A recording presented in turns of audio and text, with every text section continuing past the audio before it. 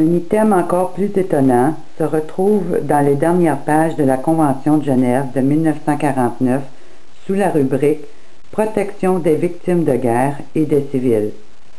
On y découvre bizarrement la fiche d'index, la fiche d'identification, les formulaires à remplir en vue d'identifier votre famille et tout ce qui est nécessaire à la bonne administration d'un camp de concentration est contenu dans ce traité signé et ratifié par les États-Unis.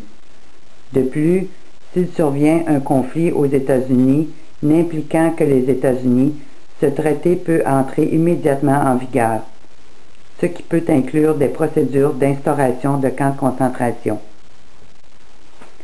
Tous les derniers documents de 2009, 2010, 2011 qui ont été mis à jour, sont tous sur mon site Le Voile déchiré. Toutes les lois sont là, puis vous pouvez voir aussi tous ces fiches d'identification.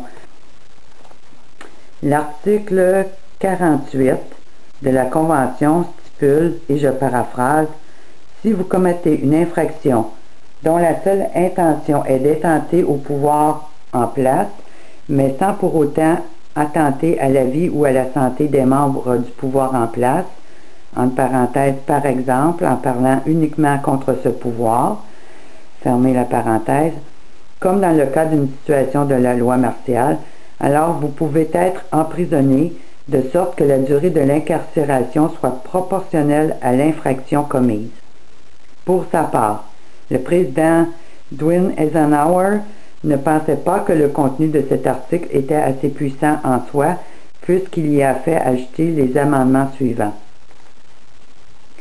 Les États-Unis se réservent le droit d'imposer la peine de mort en accord avec les prescriptions contenues dans l'article 48, sans égard à savoir si l'infraction commise soit punissable de la peine de mort selon la loi du territoire occupé ou au moment où débute l'occupation.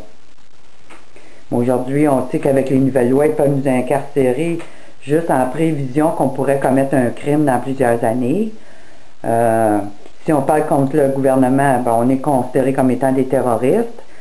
Puis si vous remarquez, pour ceux qui suivent les nouvelles de proche, il y a beaucoup de pays ces derniers mois, ces dernières années, qui se sont levés debout pour dire nous, on n'est plus pour la peine de mort.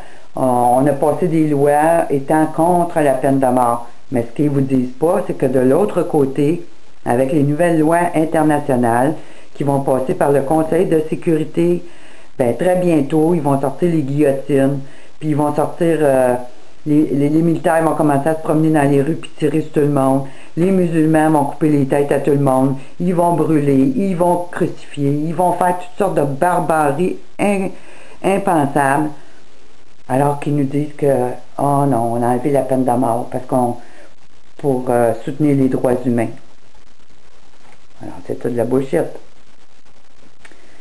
Alors, non seulement pouvez-vous être emprisonné pour avoir exercé votre liberté d'expression, mais encore vous pouvez être mis à mort selon les prescriptions de la Convention de Genève de 1949 uniquement pour avoir exercé ou tenté d'exercer votre liberté d'expression. Alors, depuis qu'Obama est là, il n'y en a pratiquement plus de liberté d'expression. Puis le petit peu qui reste, avec toutes les lois sur le cyberterrorisme, puis les lois antiterroristes qui vont être mises à jour très très bientôt, il n'y en aura plus du tout. Alors tout le monde là va devenir des criminels potentiels. L'item que j'ai introduit en évidence était le manuel FM 41-10, Opération des affaires civiles. J'ai déjà mentionné les groupes des affaires civiles.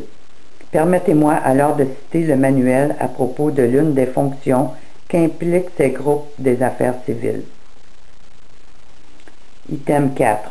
Assumer en tout ou en partie l'autorité civile, législative ou judiciaire d'un pays ou d'une région. Allons maintenant voir ce que signifie pays ou région dans ce manuel. Ceci comprend les petits villages et les régions rurales, les municipalités de différentes échelles de population, les districts, les comtés, les provinces ou les États, les régions du gouvernement national. Ceci était un autre des items que j'avais introduit.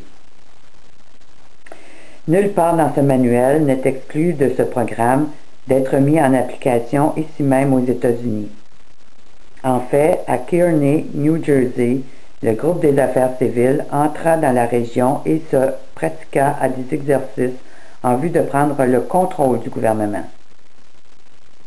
Et pourtant, l'armée, dans sa lettre du 16 juin, affirme que ces programmes ne sont pas pour nous, mais ils les ont mis en pratique ici aux États-Unis dans des conditions qui ne peuvent que s'appliquer ici.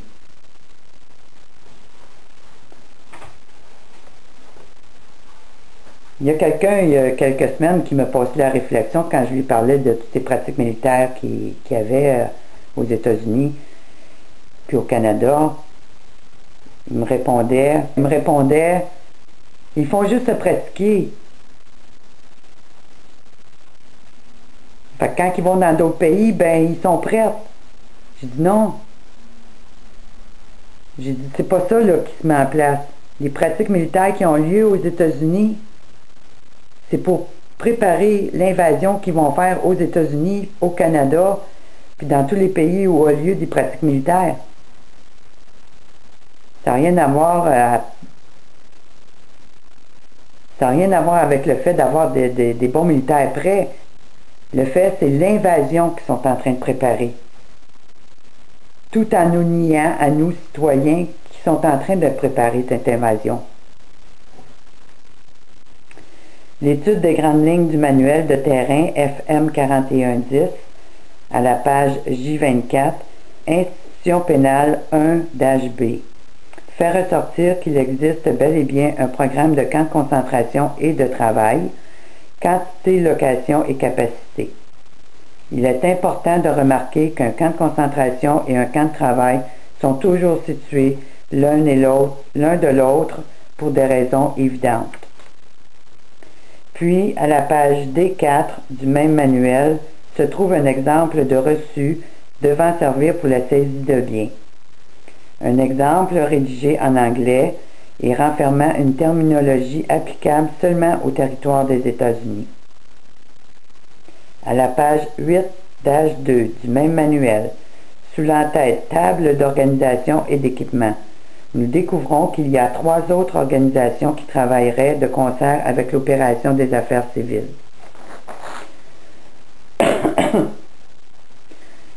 Il y a l'organisation du service chimique, l'organisation du service composé et l'organisation des opérations psychologiques, le tout en rapport avec les diverses organisations des affaires civiles. En juillet de cette année, 1976, les groupes des affaires civiles suivants se sont réunis avec les groupes aéroportés suivants dans un staging aéra à Fort Chaffee, en Arkansas. Un staging aéra, c'est l'endroit où des unités militaires se rencontrent avant d'entrer en action. Ils se sont réunis avec le 32e Airborne et une partie de le 101e Airborne, le 321e Civil Affairs Group de San Antonio, quartier généraux pour le Texas, le 362e Civil Affairs Brigade de Dallas, Texas, le 431e ST Civil Affairs Compagnie de Little Rock, quartier généraux de l'Arkansas, le 306e TH Civil Affairs Group de l'US Army de US Army Reserve, Fayetteville, en Arkansas, commandé par le lieutenant-colonel N. McQuire et William Eileen. Le 486e TH Civil Affairs Company of Tulsa, en Oklahoma, le 418e TH Civil Affairs Company de Kansas City, le 307e TH Civil Affairs Groups de Saint-Louis, MO, le 490e TH Civil Affairs Groups d'Aliben, au Texas, le 413e Compagnie de Hammond, LA, Los Angeles, je suppose, ou Louisiana, le 12e TH SS Group, 2e bataillon, quartier généraux inconnus. Ils sont déjà prêts pour aller en action. Le problème, tel qu'il apparaît, c'est qu'ils étaient déjà prêts à s'emparer entièrement du gouvernement des États-Unis tel qu'ils y avaient déjà été préparés. Un des hommes qui avait assisté à cet exercice de staging aéra demanda à un sergent des affaires civiles en quoi pouvait bien constituer sa mission.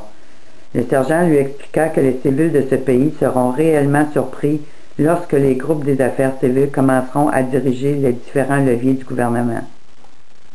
Pourtant, le département de l'armée maintient toujours que tout ceci n'est pas pour les États-Unis, même si l'entraînement se poursuit ici pour nous. Les preuves sont accablantes. Le plan existe en vue de l'emprisonnement de milliers de citoyens américains. Et même si toute cette information fut présentée au magistrat fédéral, il continua de penser que personne n'était menacé par un tel complot. Le 2 septembre 1976, le magistrat recommanda au juge fédéral d'abandonner la poursuite, et la seule base utilisée pour ce raisonnement fut que l'on doit tout d'abord être physiquement lésé pour pouvoir intenter une poursuite de ce genre.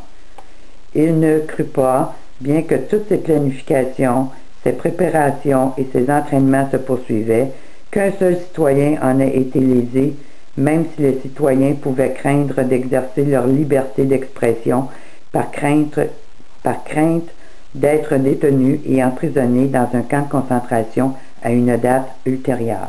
Point 9. Ignorer la Constitution. Nous sommes rendus à la page 30. L'affaire de Tatum vis-à-vis Laird, entendue devant la Cour suprême en 1974, est véritablement un cas exemplaire. Elle impliquait tout l'appareil de cueillette d'informations de l'Army Intelligence qui était à établir une liste de noms de personnes que l'armée considérait comme étant des fauteurs de troubles. La Cour suprême jugea que le fait de dresser de telles listes ne constituait pas et ne représentait pas en soi un préjudice. L'opinion de la minorité dans cette affaire était que le préjudice, dans le cas d'un programme comme celui-ci, était que les gens craindraient d'exercer leur liberté d'expression de peur d'être jetés en prison. Mais la majorité ne pencha pas du côté de cet argument. La différence entre ce cas et le mien, bien que nous ayons en plus l'existence d'un programme informatique, c'est que nous avons quelques dépassant de beaucoup ce point. Le programme des gardes des camps de concentration et le programme des groupes et affaires civiles existant pour prendre le contrôle du fonctionnement de notre gouvernement. À la lumière de tout cela, le juge maintint tout de même qu'il n'y avait pas là matière à préjudice. En fait, l'U.S. Attorney maintenait que même si des personnes étaient placées dans des camps de concentration, s'ils étaient tous traités de la même manière, ils n'auraient toujours pas le droit d'aller jusqu'en Cour fédérale pour un tel motif. Le jour du 20 septembre, j'ai déposé un mémorandum pour informer le magistrat et le juge fédéral que j'avais découvert que le gouvernement fédéral possédait un programme depuis plusieurs années visant à suspendre notre droit constitutionnel, le mandat de l'habeas corpus. Ça, c'est sur le point là, de se faire avec ce que le président veut faire avec le Congrès pour déclarer la Troisième Guerre mondiale, mais c'est sur le point là, de se faire.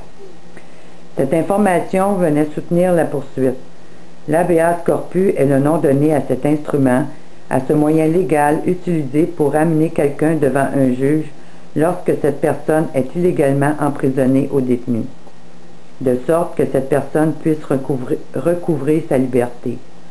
La Constitution établit que le mandat de l'habeas corpus ne devra jamais être suspendu. J'ai découvert l'information alarmante dans un rapport 94-755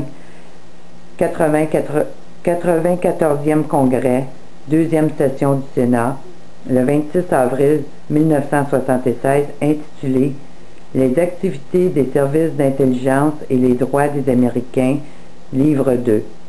À la page 17D, Sous le titre « Droit du premier amendement », le rapport établit de manière plus qu'importante que dans le cas des activités de surveillance du gouvernement dans leur ensemble, que celle-ci ait l'intention formelle d'agir ou non de la sorte, décourager les citoyens américains de l'exercice des droits rattachés au premier amendement si ceux-ci devenaient conscients du programme intérieur des services d'intelligence et du gouvernement.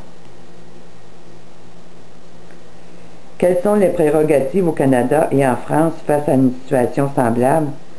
Quelqu'un s'est-il déjà penché sur cette question des plus sérieuses? Quels droits posséderaient les Québécois advenant une situation semblable au Canada, à moins que celle-ci ne soit déjà en cours d'exécution?